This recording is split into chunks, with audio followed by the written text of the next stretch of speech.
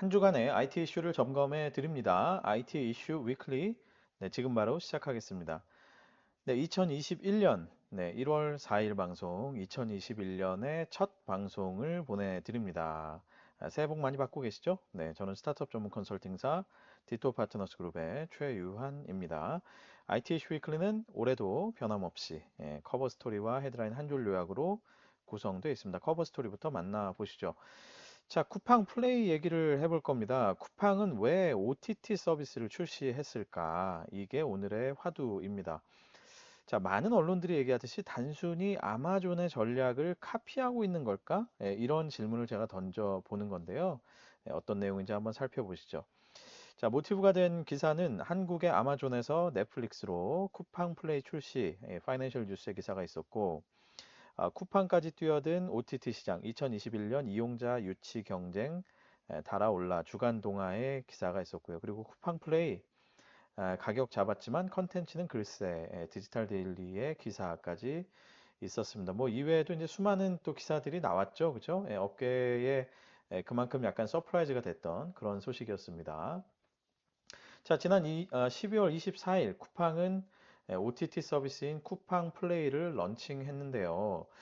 자, 로켓와우 멤버십 회원이면 별도 비용 없이 이용할 수 있는, 즉 월 2,900원에 즐길 수 있는 그런 OTT 서비스가 나온 것입니다. 뭐 경쟁사와 비교를 해보자면 거의 뭐 3분의 1에 가까운 그런 그런 그 비용이라고 할 수 있겠죠.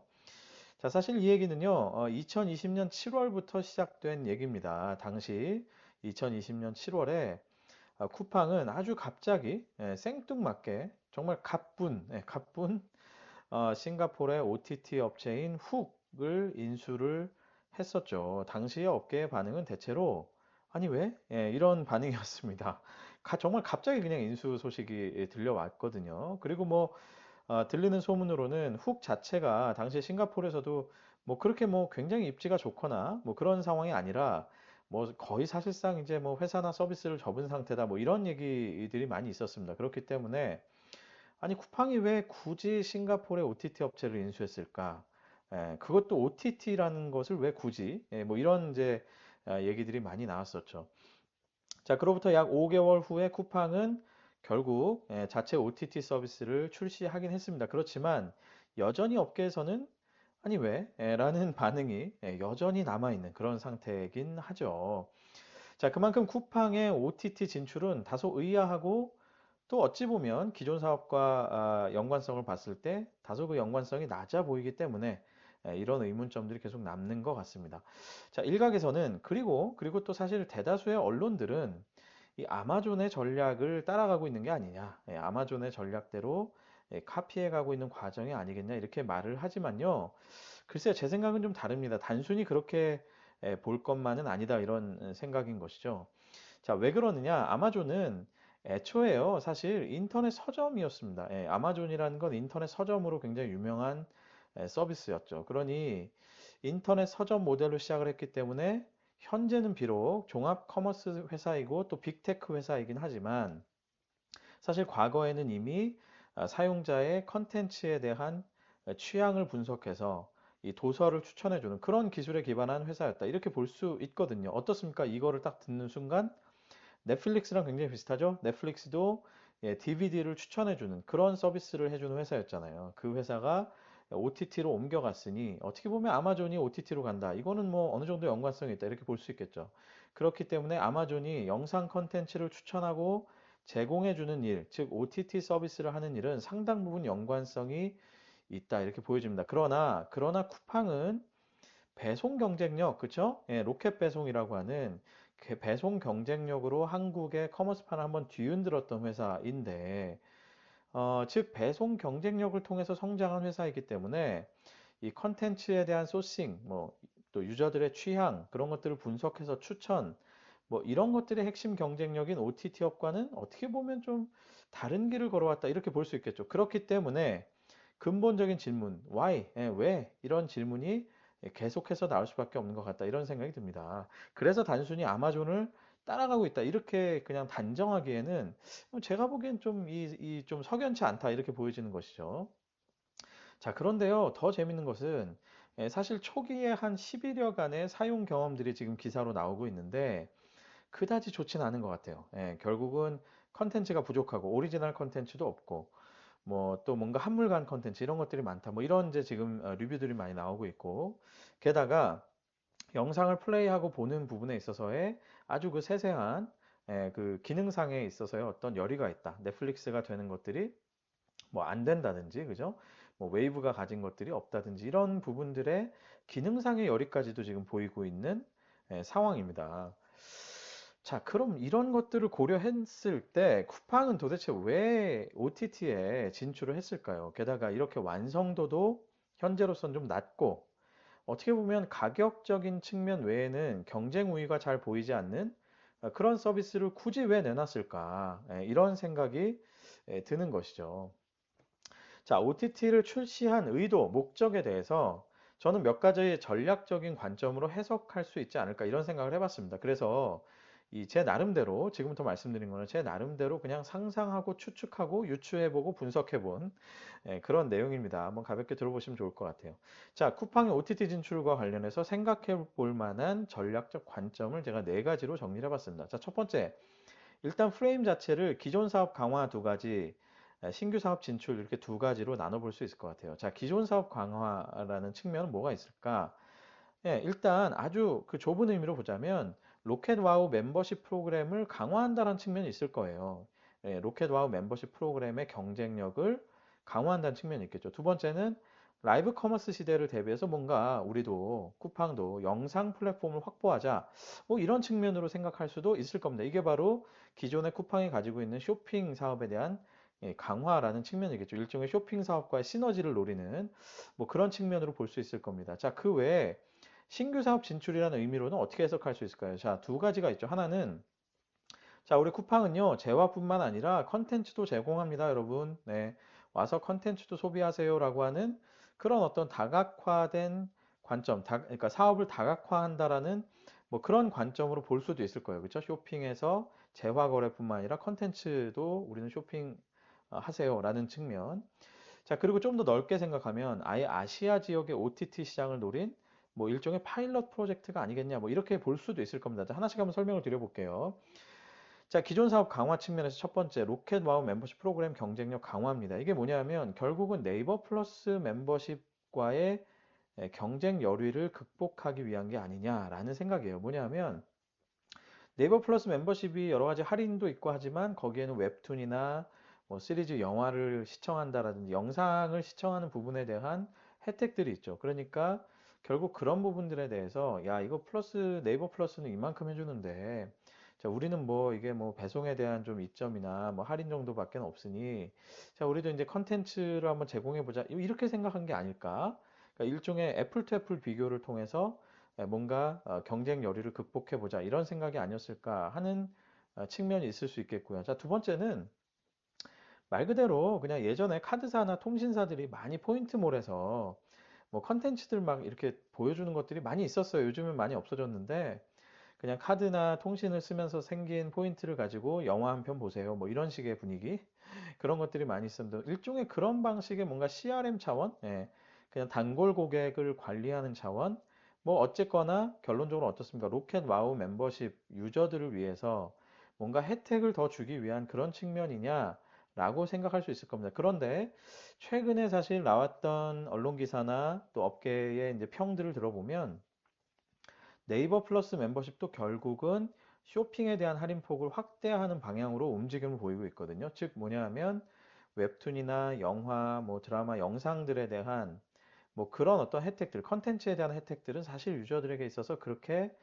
강력하게 유저들의 선택을 결정하는 그런 요인으로 보이지는 않는다라고 네이버도 내부적으로는 이제 결론을 내리고 있는 것 같다라는 그런 얘기들이 많이 있었거든요. 뭐 그러니까 이게 쉬운 말로 얘기하면 아니 그냥 쇼핑하면서 돈 많이 깎아주고 포인트 많이 쌓아주고 이게 최고라는 거죠. 이게 뭐 이거 하면서 뭐 영상 많이 보여주고 음악을 뭐 공짜로 해주고 하는 거는 뭐 유저들에게 있어서는 뭐 그렇게 크리티컬하게 보이지 않는다라는 겁니다. 그래서 지금 현재 네이버 플러스 멤버십도 어찌 보면 쇼핑의 할인, 쇼핑의 혜택을 좀 더 확대하는 움직임으로 보이는데 자, 과연 이런 마당에 로켓와 멤버십의 컨텐츠 서비스를 붙인다. 이게 과연 의미가 있을까? 이런 생각이 좀 듭니다. 그렇죠?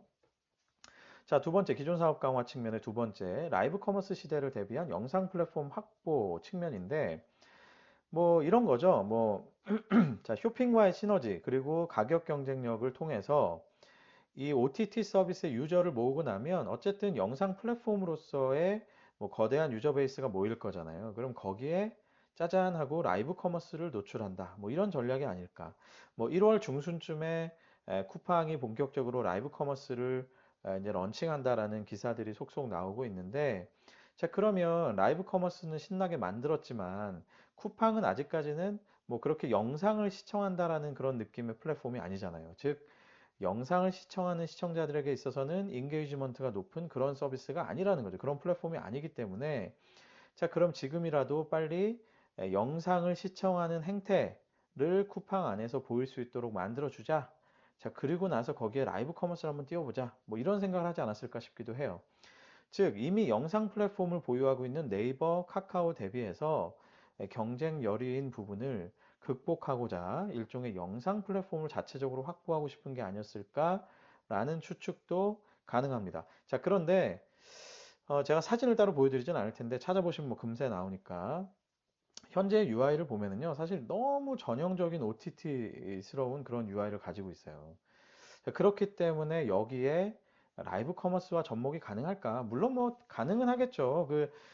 작품이 나와 있는 썸네일 부분에 그죠? 뭐 광고도 넣을 수 있으니까 사실 라이브 커머스 같은 거 뭐 라이브 딱지 이렇게 붙이고 뭐 유명한 인플루언서가 이렇게 나와서 자 지금 뭐 10분 뒤에 라이브 합니다. 뭐 이런 거 뭐 사실 할 수 있을 거예요. 그런데 현재 UI를 보자면 너무 그 유저들에게 익숙한 웨이브나 넷플릭스 같은 느낌의 UI이기 때문에 자 과연 여기서 라이브 커머스와 접목이 그만큼 자연스럽게 될까? 어찌 보면 잘못하면 유저의 언어연스를 굉장히 높일 수도 있고 그죠? 뭔가 뭐 시청을 방해하는 그런 느낌을 높일 수도 있고 또 굉장히 어색하고 인위적이고 뭔가 억지스러운 느낌을 줄 수도 있거든요. 그래서 과연 그게 자연스럽게 접목이 가능할까? 이런 것도 챌린지가 되겠죠. 이런 생각은 분명히 할 수 있지만, 그렇죠? 자, 세 번째, 신규 사업 진출이란 측면에서 보면 재화뿐만 아니라 컨텐츠도 거래합니다. 뭐 이런 이제 사업 다각화 측면인데 이게 이제 결국 많은 언론들이 얘기하는 아마존의 프라임 비디오와 같은 그런 접근 방법이겠죠. 그래서 뭔가 급성장하는 국내 OTT 시장에 쿠팡도 가만히 있을 수 없어. 우리도 독립된 사업으로서 OTT 사업을 런칭해서 넷플릭스와 한판 승부하자. 뭐 이렇게 생각을 할 수도 있겠죠. 그죠? 이런 시나리오도 가능은 할 거예요. 그러나 제가 앞에서 말씀드렸듯이 이 아마존과 쿠팡은 그 배경이 그만큼 다르기 때문에 그게 과연 쉬울까 하는 생각도 들지만 뭐 그거를 그런 어떤 근본적인 이슈를 던지기 전에도 이미 지금 런칭하자마자 컨텐츠와 UX 상에서의 어떤 열의를 보이고 있고 게다가 오리지널 컨텐츠 같은 것들을 소싱하려면 수백억, 수천억 이렇게 돈을 써야 될 텐데, 그죠? 넷플릭스와 한판 붙으려면. 자, 과연 쿠팡이 그 정도의 돈을 지불하면서까지 소싱할 수 있을까? 지금 사실 뭐 이 커머스 자체로도 이제 막 흑자로 전환 한 해 만에 뭐 아마 사실 작년에 워낙 코로나로 인해서 혜택을 많이 봤으니까 뭐 전환했을 수도 있겠죠. 근데 뭐 이제 막 이제 흑자로 전환하는 상황이면 사실 이렇게까지 컨텐츠에 대단한 투자를 하면서 넷플릭스와 경쟁을 할 수 있을까라는 것도 좀 의문이긴 해요. 그렇죠? 자, 마지막으로 신규 사업 진출이라는 측면 마지막. 아시아 지역의 OTT 시장을 노린 파일럿이 아니겠느냐. 이게 무슨 얘기냐면요. 단순히 쿠팡이라는 한국에 있는 쿠팡이라는 회사가 단독 결정한 어떤 그런 사항은 아닌 것 같아요. 느낌이. 왜냐면 후계 인수권이 있기 때문에 더더욱 그래요. 그래서 결국은 뭔가 이 뒷배경에 소프트뱅크가 동의를 하고 크게 움직인 게 아니겠느냐라고 볼 수도 있을 겁니다. 이 말 그대로 진짜 상상력이죠. 특히나 말씀드린 싱가포르의 훅 인수와 결부를 해보면 뭔가 한국 시장에서 그냥 파일럿 정도이고 사실은 아시아 시장을 노린 어떤 첫걸음? 뭐 그만큼 소프트뱅크 팀이 이 쿠팡 팀을 굉장히 신뢰를 해서 자, 쿠팡 너네가 커머스에서 성공을 하고 잘 좋은 모습을 보여줬으니 자, 이제 OTT를 한번 너네가 해봐. 아시아 시장에 전체로 한번 띄워보자.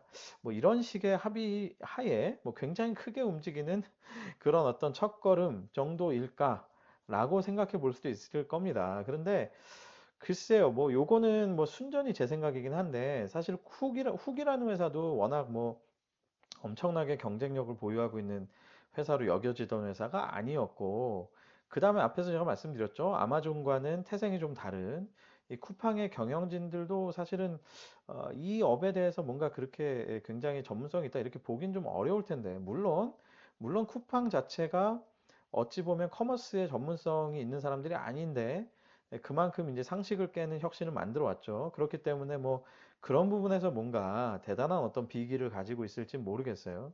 자, 그러나 일반적으로 생각해 보자면 과연 쿠팡의 경영진이 이런 어떤 컨텐츠 플랫폼을 아시아 지역에 전체적으로 띄울 만큼 그런 정도의 역량이 될까? 이런 부분에서는 객관적으로 보면 현재까지 뭔가 좀 의문이 드는 것 역시 사실이죠. 그렇죠?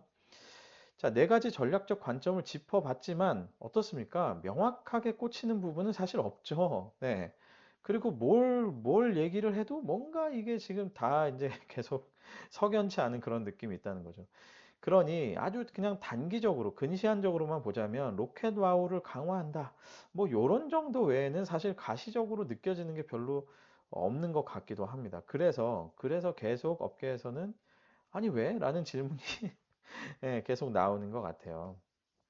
자, 사실 말이죠. 이 컨텐츠 플랫폼이라는 건 특히나 초기 경험이 정말 중요합니다. 예, 정말 중요해요. 이게 사실은 어떻게 보면 커머스랑도 비슷한데 어떤 구색적인 측면이죠. 내가 원하는 게 검색했는데 몇 번 검색을 했더니 원하는 게 없어요. 그리고 뭐 쭉 훑어봤더니 뭐 한물간 작품이나 뭐 인기 없는 작품 위주로만 막 소싱이 돼 있다. 이렇게 초기 경험이 쌓이기 시작하면 유저들은 그다음부터는 아예 여기 기대를 저버리거든요. 그냥 접어버리고 사실 그다음부터 웬만하면 안 들어오려고 막 그런 성향들이 생겨요. 그래서 컨텐츠 플랫폼이라는 게 참 그 사업으로서는 어려운 게 초반에 구색을 갖추기 위해서 그만큼 초반에 쏟아부어야 되는 돈이 상당히 많습니다. 그렇지 않으면 유저들에게 굉장히 불만족을 줄 수 있기 때문에 그리고 그 불만족은 곧바로 다시는 쳐다보지도 않는 그런 아주 냉정한 그 판단을 만들어주기 때문에 사실 컨텐츠 플랫폼 사업이 그만큼 어렵거든요. 근데 그럼에도 불구하고 지금 이 쿠팡 플레이는 사실 초기 경험이 그다지 좋다 이렇게 볼 수는 없어요. 그죠? 컨텐츠도 굉장히 부족하고 뭐 UX도 좋은 편이 아니고 그렇기 때문에 사실은요. 제가 진짜 궁금한 건, 네, 이 건을 보면서, 이 OTT 진출건을 보면서 진짜 궁금한 건, 아니, 쿠팡이 왜 이런 애매한 수준의 서비스를 내놓았을까? 뭔가에 쫓긴 것처럼, 예, 뭔가 그냥, 왜 이렇게 애매한 이 상태로 서비스를 내놓았을까? 뭐, UX가 뭐 기가 막히든지, 아니면 뭐 진짜 뭐 아주 그냥 특이한 그 어디서든 볼 수 없는 그런 컨텐츠를 갖고 들어오든지, 뭐, 이게 뭐 이도 아니고 저도 아니고 이런 서비스를 왜 내놨을까? 사실 저는 진짜 궁금한 건 이거예요. 예, 그러니까 왜 OTT 사업에 진출했는가? 이렇게 제가 큰 화두를 던지긴 했지만 이 아주 그 원초적으로 보자면 그리고 이제 작아 보이지만 이 원초적인 질문이 풀리지 않으면 앞에서 말씀드렸던 거대한 질문이 풀리지가 않는 거예요. 왜냐면 이게 이 서비스가 애매하거든요. 너무 애매한 게 나왔기 때문에. 그 이 쿠팡이라면 사실은 국내에서 굉장히 탑 티어의 인터넷 기업인데, 그쵸? 뭐 어떻게 보면 거기 엄청나게 유명한, 그 유능한 뭐 그런 인재들도 많을 텐데 왜 이런 애매한 수준의 서비스를 내놨을까? 하여튼 뭐 그런 생각이 좀 듭니다. 결국 소문난 것에 비하면, 네, 뭔가 먹을 것 없는 잔치, 그런 잔치를 벌린 건데 이 잔치를 왜 벌였는지, 예, 도저히 이제 가늠이 안 된다, 뭐 이런 것이죠. 그게 가늠이 안 되니 큰 문제도 안 풀리는 겁니다. 자, 그럼에도 불구하고, 자, 뭐, 쿠팡은 뭐 늘 새로운 혁신을 추구해 왔고, 우리가 생각하지 못한 어떤 서프라이즈도 많이 만들어 냈으니, 뭐 그냥 아마도 제가 뭔가를 잘 못 보고 있겠거니, 뭐 그렇게 생각을 하고 있습니다. 뭐 아마 뭔가 멋진 의도가 있지 않겠습니까? 그죠? 뭐 그런 게 있으리라 생각을 하고, 뭐 혹시나 제가 못 본 부분, 뭐 혹은 짚히는 부분이 있으시면, 그리고 뭐 어디선가 들으신 게 있으시면 제보 좀 해주세요. 예. 이거는 저도 너무 궁금합니다. 예, 댓글 좀 남겨주십시오. 자, 오늘은 뭐, 이 다른 때 방송과 달리, 예, 이 생각할 거리 정도만 던져드리는 그런 방송이 됐네요. 뭐, 일종의 이제 이번 방송은 열린 결말인 걸로, 그렇게 생각해 주시면 감사하겠습니다. 자, 지금까지 커버 스토리였습니다. IT 이슈 위클리, 헤드란 한 줄 요약으로 넘어가 보겠습니다. 자, 첫 번째, 독일의 딜리버리 히어로가 요기요 버리고 배민 품는다. 뉴스원의 기사가 있었는데요. 배민을 인수하기 위해서는 요기요를 매각해라 라고 하는 공정위의 조건부 승인이 있었어요. 근데 이 부분을 수락해서 DH가 딜리버리 히어로가 요기요를 매각하겠다고 나섰습니다. 이 사실은 뭐 업계가 예측한 것과는 좀 달랐죠. 굉장히 과감한 결단을 내렸습니다. 그만큼 배민이 굉장히 탐난다 이렇게 볼 수도 있겠고, 저는 사실은 배민이 가지고 있는 마켓쉐어 1위 뭐 이런 측면 때문에 DH가 단순히 요기요를 버렸다 이렇게 생각하지는 않고요. 결국은 배민의 그런 어떤 경영진, 사람들의 능력, 역량 이런 것들을 탐냈던 게 아닌가 이런 생각이 듭니다. 뭐 그렇기 때문에 이만큼 과감한 결단을 내리고서라도 이 팀을 인수하겠다 이렇게 생각하는 거겠죠. 실제로 뭐 김봉진 의장이 이제 아시아 전체를 맡는 그런 헤드가 된다고 하니까 뭐 더더욱 한국 시장에서의 마켓쉐어 이런 것보다는 이제 이 팀의 역량을 사는 게 아니었냐 이런 생각이 듭니다. 어쨌든 자 배달 전쟁은 이제 요기요가 어디로 가느냐에 따라서 굉장히 이제 또 이 판이 많이 달라질 것 같은 그런 생각이 좀 드네요. 그렇죠?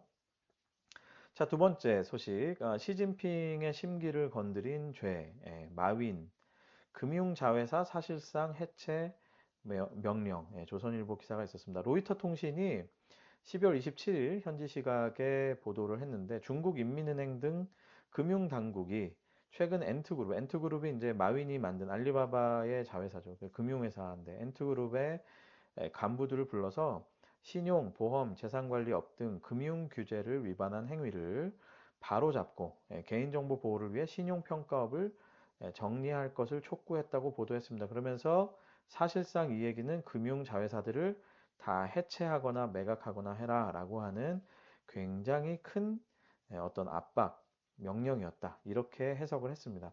뭐 역시 중국은 여전히 아주 쉽지 않은 나라입니다. 그렇죠? 뭐 정부의 규제 정책에 대해서 살짝 비판 한번 했다가 아주 그냥 된소리를 제대로 맡고 있습니다. 그렇죠? 예. 사실 엔트그룹의 상장도 추진을 하고 있었는데 그거 역시 정부가 일방적으로 그냥 막아버렸죠. 그냥 백지화 시켜버렸고 그거에 끝내지 않고 금융자회사들 다 해체하라 이렇게까지 명령하는 역시 This is China. 이거 쉽지 않은 나라입니다. 그만큼 중국 쪽 사업을 생각하신다면 이 규제 리스크를 또 정부와의 관계 리스크 이런 것들을 늘 염두에 두시기 바라겠습니다.